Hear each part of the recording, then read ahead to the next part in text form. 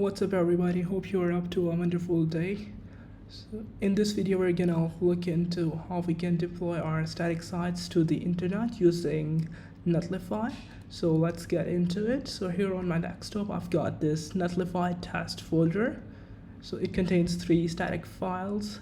So we've got an index.html file, a style.css file, and a script.js file.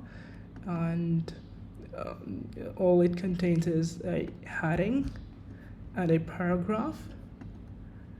So the first step is gonna be creating an account on Netlify. So I'm gonna head over to netlify.com, and I already have a Netlify account. So in case you don't have it, you can click this sign up button and it will ask you for your email. It's very simple.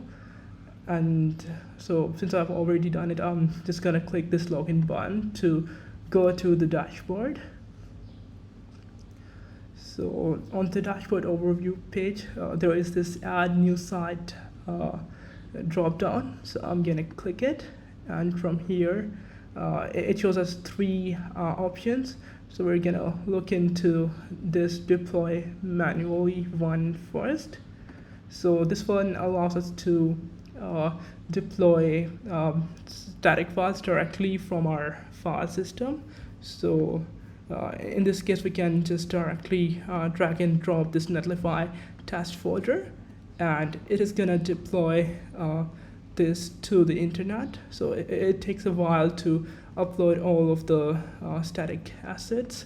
So it has now published that deploy, and if I head back over to the overview page, I can see the new site, and from here this is the URL that it automatically assigned it. So yeah, now I can view the site live on internet. I can share this link with anyone and they're gonna be able to view this page or site. So by default, Netlify assigns some random name to the site, but we can edit this. So in order to edit this, we're gonna go to this like site settings link. So I'm gonna click it, and from here we're gonna come down to this domain management tab, and here we're gonna click this options drop down and then edit site name. So one thing to note here is that Netlify, so by default, so let's say if someone has already took the name test, then I cannot deploy a site with the name of test, because that would result in a conflict. So that is why it has to be unique.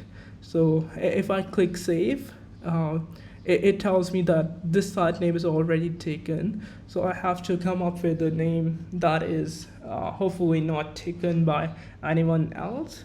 So let's try my awesome first site, and now let's click save, and it did work. So now if I click this, I can visit my site via this URL. So this is a lot more readable and memorizable than this one. Yeah. So now let's head back over to the dashboard and look into this second option. So like the first one, import an existing project. So I have this portfolio template site in a repository on GitHub. So it has an index.html file, a script.js file, and a style.css file, and some assets. So assets are images and fonts. So in order to deploy this, we can click here, and so since our Git provider, like where our code is hosted is GitHub, so we're gonna go with GitHub. So I'm just gonna click it, and then it will show a prompt via which I can install the Netlify app on GitHub. So here we have like an option for selecting, like installing the Netlify app for all of the repositories, but I don't want to do that. I only want to select just this portfolio template one. So I'm gonna click it and then install. And once it finishes installing, it lists the repository name here, so I can click that. And once I click the deploy site button, it will start uploading the static files. So it will fetch them from GitHub and then publish them on the Netlify CDN.